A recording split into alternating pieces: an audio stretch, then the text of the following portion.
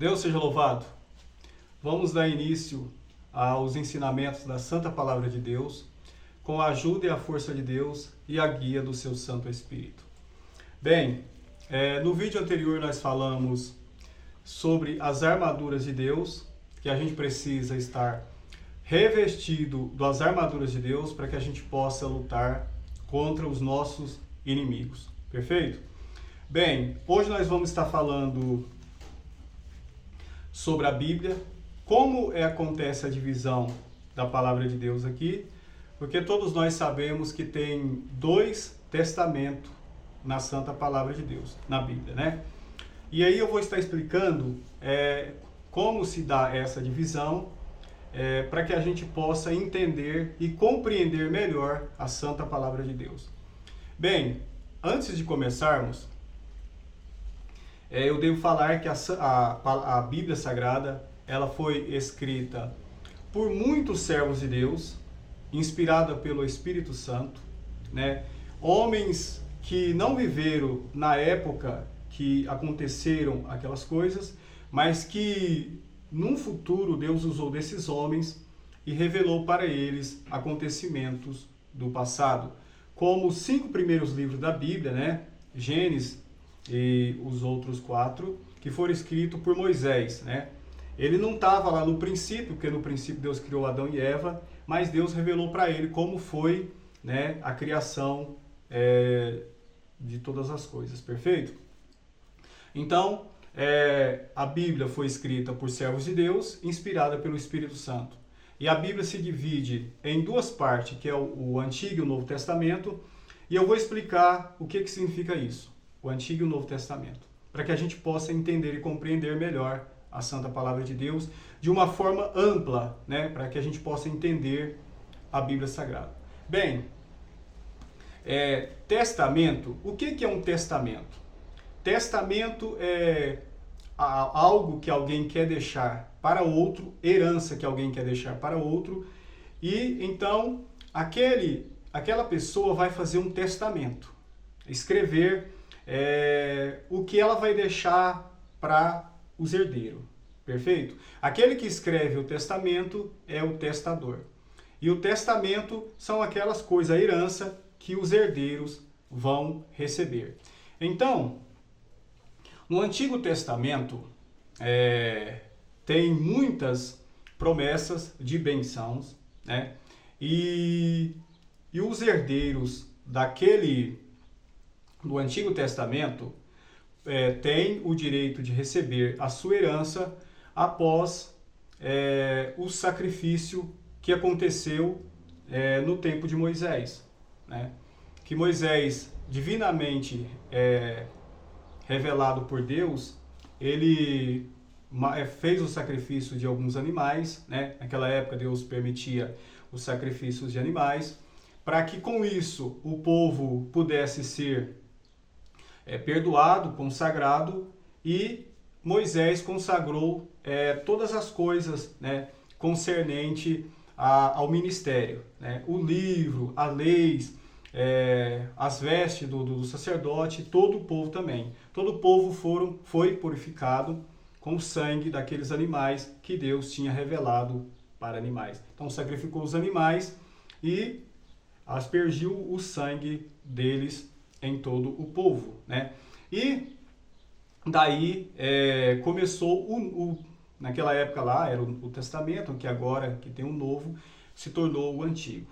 E aí os herdeiros daquela promessa, que era o povo de Israel, passou a ter direito à herança, né? E no Antigo Testamento era andar pela lei. Quem andasse segundo a lei, obedecendo corretamente a lei mandada por Deus, usufruía das bênçãos, da herança, né? Que Deus tinha deixado.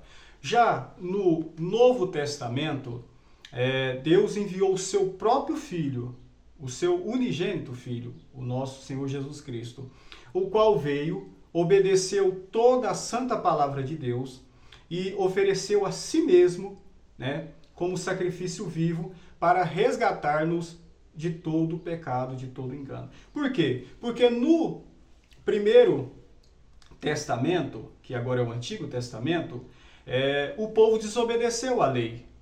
E desobedeceu muitas e muitas vezes, milhões de pessoas desobedeceram à lei. E o pecado só aumentou, só multiplicou. Então veio o Senhor Jesus Cristo e se ofereceu a si mesmo, né? Obedeceu ao Pai até o fim, até a morte. E com o sacrifício dele, ele resgatou, derramou o seu precioso sangue no duro madeiro da cruz e resgatou todos aqueles que nele confiam. E ele é o testador do Novo Testamento. Então, todos aqueles que creem em Deus têm direito à herança prometida no Novo Testamento. Qual é a herança prometida no Novo Testamento? A vida eterna, né? Aqueles que creem em Deus têm direito à vida eterna. É a herança, porque eu vou ler uma parte aqui para vocês, para a gente entender um pouco. O livro de Hebreus, no capítulo 9, do verso 15. Vamos começar do verso 15 aqui e vamos ver até onde Deus permite que nós vamos. Vamos ler. E por isso é mediador de um novo testamento, para que, intervindo a morte para a remissão das transgressões que havia debaixo do primeiro testamento, os chamados recebam a promessa da herança eterna. Porque onde há testamento, necessário é que intervenha a morte do testador. Porque um testamento tem força onde houve morte, ou terá ele algum valor enquanto o testador vive? Pelo que também o primeiro não foi feito, pelo que também o primeiro não foi consagrado sem sangue, porque havendo Moisés anunciado a todo o povo todos os mandamentos segundo a lei, tomou o sangue dos bezerros e dos bodes, com água, lã púrpura e isope, e aspergiu tanto o mesmo livro como todo o povo, dizendo: este é o sangue do testamento que Deus vos tem mandado. E semelhantemente aspergiu com sangue o tabernáculo e todos os vasos do ministério, e quase todas as coisas, segundo a lei, se purificam com sangue, e sem derramamento de sangue não há remissão.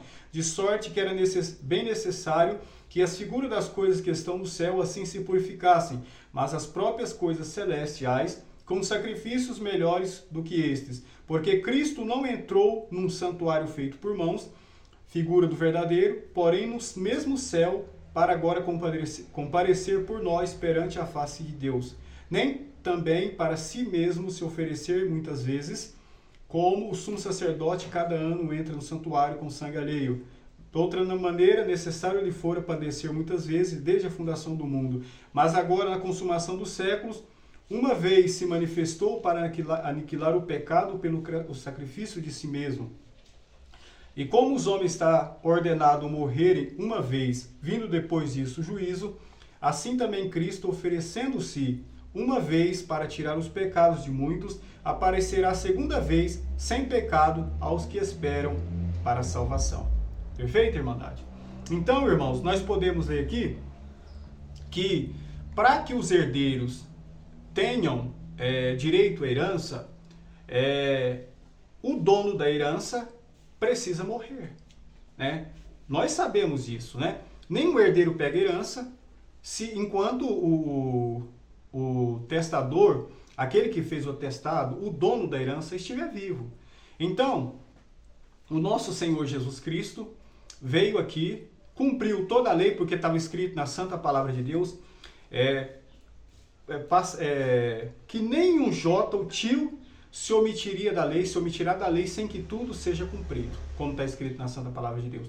E nenhum homem na face da terra conseguiu cumprir toda a lei sem tropeçar em um ponto. O único que conseguiu, além do Senhor Jesus Cristo, foi o Senhor Jesus Cristo, né?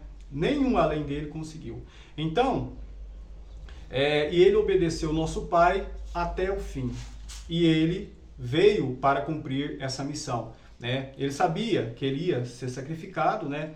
Os homens mataram o nosso Senhor Jesus Cristo, e com a morte dele, ele ia comprar para Deus homens e mulheres de todas as nações e tribos e povos e línguas, o qual aconteceu, né? E aí, com a morte dele, nós passou também a ser herdeiros, né? Herdeiros dele, né? Do nosso Deus. A herança que ele prometeu, que é a vida eterna. Que ele prometeu também nos dar vida e vida com abundância. Nos dá os seus dons, o seu Espírito Santo e nos guiar em toda a verdade. Então, se a gente crer nele, a gente tem o direito à vida eterna. Perfeito? Então, irmandade, é assim que a Bíblia está dividida. No Antigo Testamento, a herança era segundo a lei. No Novo Testamento, a herança é segundo a graça. Não é pelo que a gente fez ou deixa de fazer, mas gratuitamente, pela graça de Deus, pela confiança em Jesus. Por exemplo, se a gente disser que a gente vai, pela nossa força, andar de acordo com a palavra de Deus e vai fazer e acontecer, a gente não consegue. Ninguém de si mesmo consegue andar de acordo com a santa palavra de Deus. Ninguém, é impossível. A gente só consegue andar de acordo com a palavra de Deus com a força do Espírito Santo, com a força de Deus. E para isso a gente precisa crer em Deus, ser humilde, né? E submeter-se à vontade de Deus e não nos engrandecer, nos exaltar, achando que nós de nós mesmos podemos alguma coisa. Então, por isso que pela fé segundo a graça, né? Então, é assim que está dividida a Santa Palavra de Deus. Tem muitas coisas do Antigo Testamento que não pode ser feito mais, aqui no caso que a gente que crê em Jesus, não, a gente não pode mais fazer no Novo Testamento, porque foi aniquilado, não tem mais valor para a salvação nesse tempo presente. Então, algumas coisas do Antigo Testamento, se você ler o Antigo Testamento, você tem que conferir no Novo Testamento para ver se está de acordo com o Novo Testamento. Se não tiver, você não pode praticar. Não é que existe uma contradição, é que houve uma mudança. Porque naquele tempo tinha o sacerdote, tinha os sacrifícios. Hoje não pode sacrificar mais animais. No Antigo Testamento tinha circuncisão. Os homens se circuncidavam, né? E no Novo Testamento não tem mais circuncisão. Eu estou dando alguns exemplos. Naquele tempo, Deus permitia que o homem podia ter 2 ou mais mulheres. Hoje não pode mais. O homem que é casado, que tiver mais de uma mulher, é adultério, é pecado de morte, não tem condição, Deus não permite mais.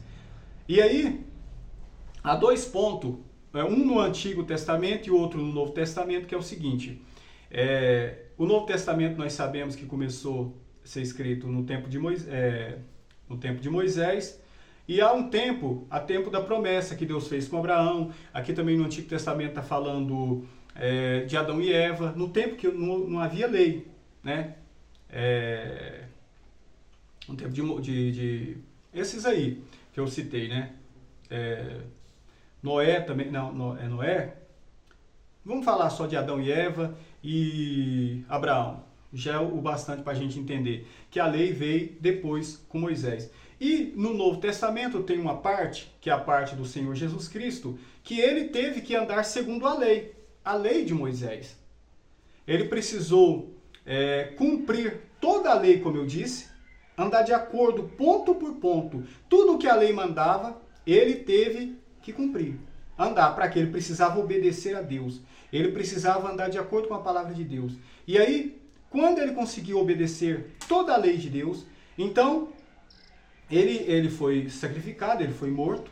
E quando ele ressuscitou, aí ele nos deu a graça. Entendeu? Então a graça veio para nós com a morte do Senhor Jesus Cristo. Mas ele precisou andar na lei, cumprir toda a lei, porque Deus disse: nenhum jota ou tio se omitirá da lei sem que tudo seja cumprido. Então, irmandade, para você, agora que você está sabendo que existe o Antigo e o Novo Testamento e que a gente precisa andar pela graça. Não é que nós não podemos usar o Antigo Testamento. Sim, tem muitas profecias que estão no Antigo Testamento que ainda vão acontecer, que estão acontecendo e que acontecerá. Tem muitas palavras de virtude, tem muitas palavras de benção que a gente precisa aprender de ensinamento, como os salmos, muitos salmos, provérbios, e também a gente entender e compreender toda a história da Santa Palavra de Deus, o que Deus quer nos ensinar. Para a gente entender também que quando a gente erra, o que acontece, né? Porque está escrito no Antigo Testamento também, o que acontecia com o povo de Israel quando desobedecia a Deus, e o que acontece quando a pessoa obedece ao Senhor Deus, as promessas, as bênçãos, né? Então, irmandade, nós entendemos e nós somos herdeiros do nosso Senhor Jesus Cristo. E é isso, pessoal. Essa foi a palavra de hoje que Deus permitiu que eu falasse, né? Que o Senhor possa, com essa palavra, abrir ainda mais o nosso entendimento. E nos próximos vídeos, agora eu vou entrar na palavra de Deus, assim, escolher alguma outra parte para falar, porque agora nós sabemos a divisão da Santa Palavra de Deus. E eu agradeço a Deus por essa força, e só o seu nome seja hoje e eternamente louvado.